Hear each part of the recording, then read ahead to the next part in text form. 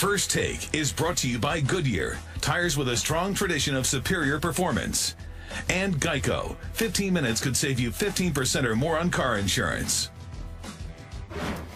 Get up for College Game Day, built by the Home Depot, Saturday morning live from Clemson, South Carolina. It all starts at 9 Eastern on ESPN and on Watch ESPN.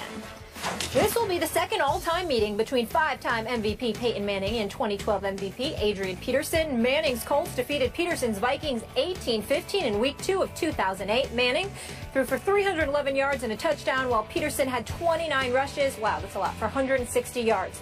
In the past 7 seasons, these two have taken home 4 NFL MVP honors, despite each of them missing most or all of one season. Very, very impressive. Stephen A., who wins this weekend, Peterson or Manning?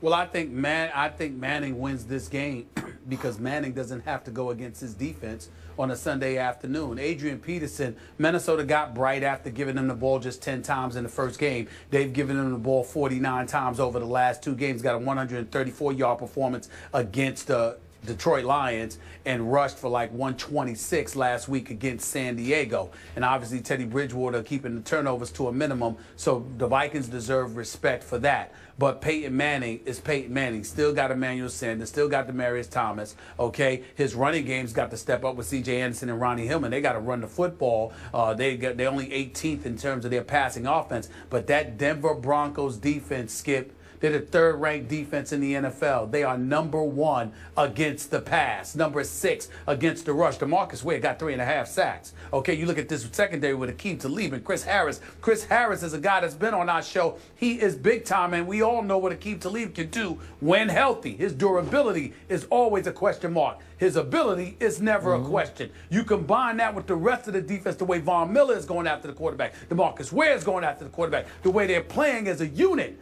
I don't see Adrian Peterson being able to do what he's done the last 2 weeks against this defense, but I see Peyton Manning being able to do that against the offense. Completely for agree. his offense against Minnesota defense. I'm all Denver in this game, and Adrian Peterson will not go for 134 or 126 against this defense in that city. And I'm still in awe of all this Peyton is done talk. Peyton has lost it. He's lost his fastball. He never had a fastball, and he's still Peyton. He doesn't even have a run game now, and he's playing at an extremely high level. I like him against Adrian Peterson in this game. I like him in the mile high, too. And I think the run game gets going, just like Justin Forsett did. You love that. You love when I side up with you. It means good things for Skip Bayless. Not really, but Stephen A., enjoy the weekend. Good to see you. Skip, you too. See y'all on Monday. Have a fantastic weekend. Be safe. Joining us now on the phone is Cowboys corner Orlando Scandrick. Orlando is currently rehabbing from the knee injury he suffered late in training camp. Since 2013, he's led all Dallas defensive backs in interceptions and sacks. Orlando, thank you so much for joining us. Man, thanks for having me. I'm sorry I couldn't be there with you guys today in person, in the flesh.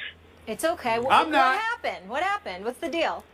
Just rehabbing. I'm just trying to, do whatever I can to recover and regain the form that I was in before I got injured. All right, understood. I guess that's a little more important. But let's get into it. So your boys lost last week at home to the Falcons. Julio Jones had only 3 catches in the first half, and then he went off in the second with 9 catches for 137 yards, 2 TDs. Orlando, what happened to your Cowboys defense last Sunday? I think we just let it get away from us. I think we kind of had some technical errors, but you know what happens. That game's behind us. The boys are looking forward to this Sunday, and I'm looking forward to watching them. Stephen A., give me just a second with my friend, my friend Orlando, because he has a bone to pick with me, because when he went down in training camp, even though I had called him all of last year the best player on my Cowboy defense, I couldn't just jump off the horse at that point and say all is lost. So I started saying, wait a second, it's not like he's Deion Scandrick. As good as Orlando is, he's not Deion Scandrick. So I'm going to hang in with my Cowboys. But Orlando Scandrick did not like that. So the floor is yours, Mr. Scandrick. Skip, I ain't too upset with you, but I mean, thank you. I think it was a loss for our team. It was a tough loss for me, and I think some players are players that, depending on like how you look at it, you can't replace them. It's not just what I bring, to the defense, but it's what you bring to the team from a leadership standpoint, just from an experience standpoint. But I don't really have a bone to pick with you. I just feel like you was talking about when you said that. Well, I got that, and I will be the first to admit I missed you during the second half last Sunday at Jerry World because you would have made a difference on Julio. I'm convinced of that, so I will give you that much. Thank you very much. No, thank you. Go ahead, Stephen A. Well, I don't know why y'all want me to be a part of this. It ain't even an interview. As far as I'm concerned, it's just a love fest with all of you Cowboys.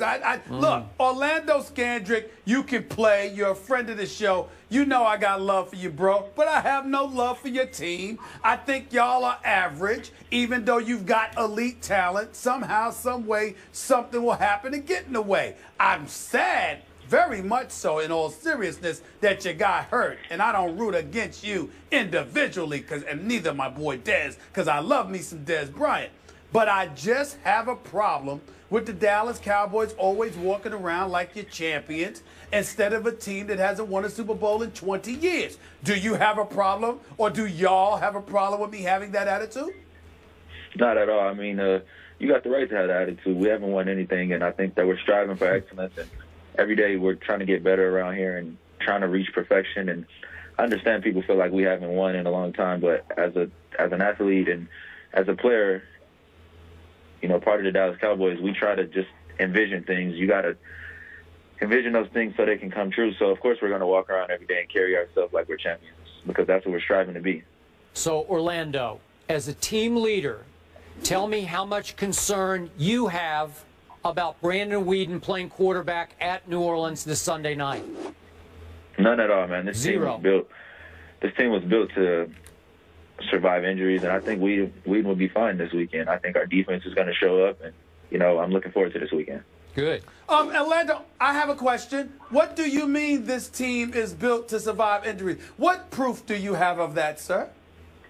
I mean, our offensive line is great. Our running backs are good, and our defense is built to carry this team. Your defense? You mean without you, your defense is built to carry? Really? Absolutely. We're going to be How you come up with that conclusion? We're going to be getting some players back next week. Next week, and we'll be fine. Yeah, and by the way, Mr. Smith, how about a Greg Hardy and a Rolando McClain and a Randy Gregory will soon be back in Orlando? How much better will those players make this defense? A lot. I can't even put it into words, but, to have those players returning that are in the front seven, it's going to make it a lot easier for the secondary and for everyone else. How much do you feel you guys owe the fan base of the Dallas Cowboys, considering that you are America's team, unquestionably the most popular franchise in all of the NFL, yet it has been so long since the championship has come to Big D during the football season? I mean,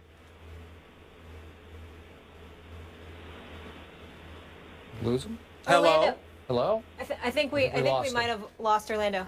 Yeah, I'm not surprised. That was a very balanced interview. We had the hater and the lover. I really enjoyed it. I like Orlando. I like a lot of guys on the Cowboys. It's just that the uniform, the star, and the helmet, and in midfield, and more importantly, the pathetic Cowboy Nation. It makes me sick to my stomach walking around like they've won something, for crying out loud, sullying the mantra and the legacy of this great nation of ours, who's known for being a winner, but somehow the Cowboys are America's team without a championship in the last 20 years. Makes me sick to my stomach. That's right, I said it. Okay, but it was nice for Orlando to come on the show. Right now. I got nothing but love for Orlando. And my man Dez, I ain't talking about you, Dez. I ain't talking about you. You know what? How's Joseph Randle doing, by the way?